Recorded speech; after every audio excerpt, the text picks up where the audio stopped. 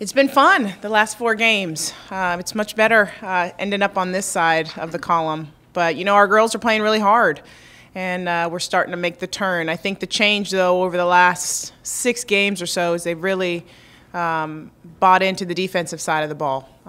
We are playing much better defense, holding our opponent to a much better percentage for us, and then that's resulted in some wins. So our freshmen have been really playing well.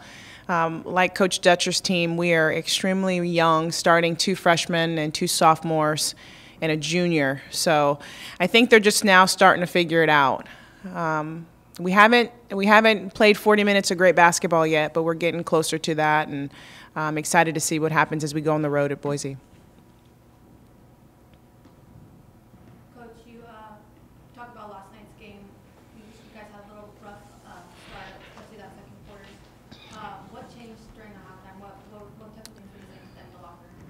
Well, you know, we just talked about doing the things that we had practiced, being a little more disciplined in the action, both offensively and defensively. Colorado State has been tough for us since I've been here. They play a zone defense or a saggy man-to-man, and it makes it really hard to score. They challenge you to make jump shots, and we struggled scoring. And then it kind of carried over into our defense. We didn't have the same aggressiveness that we did in the first quarter. So I just challenged them to go back to what we knew and follow the game plan, and they responded. And anytime you hold your opponent to 45 points, you got a really good chance to win. And I really think that's been the difference over the last couple games or so, is we're really defending at a high level. What do you take into the next game? You played Boise well the first time around. How much is that going to help you guys this time? You know, I think they're pretty confident. That's what we spent the morning watching, the old film and some of the film from last night, where we can improve on the first game, and we lost by 3 after beating New Mexico, who was in first place at the time. I think we have a little more confidence going into this game. But Boise's a really good team, very well coached. Road games are hard to come by. Road wins, I should say, are hard to come by. But I think our girls are going to go up there confident, and we're going to give it our best shot. What does it do for a team when you saw the signs of progress coming, but when you can beat a team like New Mexico with their record and the position right in the conference? You know, it's kind of like I can say I told you so. You know, I can tell you, I told them time and time again, we're so close, we're so close, we're so close. And then we didn't have anything to back that up. So now I feel like they have the confidence, and they could see that they're capable of doing something like that. So I feel much more confident that they feel confident when we travel and go on the road. Before the I said before the 4-game winning streak, you guys had gone 1-8.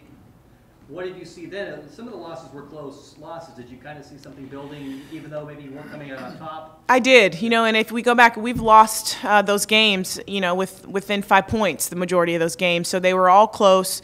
And again, the youth kind of would sneak in. Either in the beginning of the game, wouldn't get off to a great start, or not be able to close games. And I blame that on the lack of experience.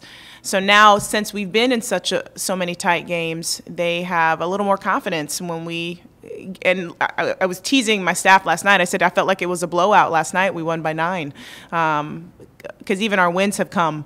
You know, they've all been tight. So I just think they're feeling they're prepared for those moments, because we've been in so many of them. So although they're young freshmen and sophomores, they've had the experience now over the last 20-something games, and they feel a little more prepared for those moments. You talk about confidence. When I watch Sophia on the court, she does not seem like a freshman. Right. She exudes confidence, and that leadership. Is that something you saw in her last year, that you knew she could come in and do what she's doing now? I did. You know, Sophia, she never gets too high or she never gets too low. And so she's just really even-keeled throughout the game. She's a really coachable kid. I'm surprised. I knew that she can score the ball, but I didn't know it would translate as soon as it has, as far as her offense shooting the ball. I knew she could pass. I knew she was a good scheme defensive player. But the way she's been able to hit big shots for us has been really fun to watch. Mallory last night. She quickly corrected herself, saying, we no way were able to chill, but it was nice to be able to take a breath. Did you feel that kind of relief towards the end? I don't. No. Again, we've made some errors down the stretch, which have allowed us to have some great teaching as film moments. But any win is so hard to come by in this conference. We're all kind of just bunched up together in the middle now. So anytime we can beat a quality program like Colorado State, we feel good about that. Again, it's just we're preparing for March. We know that this is going to be a one-team bid or one-team bid in our league in the Mountain West. So we're really just focusing on preparing for March because we know we got to go in and win 4 games. So another tight game. I thought we responded by making free throws last night and then hit some big shots against their zone. You guys seem to have gotten the defensive aspect down, but what types of things are you working on offensively? That zone. It gets the ball sticks a little bit. We don't move the ball as much. We're not as aggressive against the zone offense. I anticipate Boise playing us some zone. They did here the first time around. And just continuing to turn down good shots for great shots. And I think our kids are buying into the extra pass. I read something from Musselman, and they count how many passes they make in a game. So we're kind of taking a page out of that book and seeing how often we can share the ball, because I think elite teams really look to get the best shot opportunity, and sometimes they turn down okay shots for great ones, and that's what we're kind of focusing on. And last night, Loli tied her career Have- 5 minutes. right. 22 minutes last night. What's the strategy behind utilizing her? Well, just our bench. You know, I've really focused in on making our bench feel special about who they are and the role that they have. And we call them my special group. So we come in and we get extra work. We go over the plays a little more so they can come in and be effective, because I think any good team has to have a bench to step in and relieve the starters for a little bit. So she was phenomenal last night. Not only did she play great defense, took care of the ball, she was a point guard for us sometimes. She knocked down shots when she was open. So anytime you can have people come off the bench and contribute like she is, I think you got to give yourself a great chance to win. It's just, she has a great story. She's a walk-on, ended up getting a scholarship, and now she played 20-some-odd minutes and really helped us win. She was a big part of the win last night.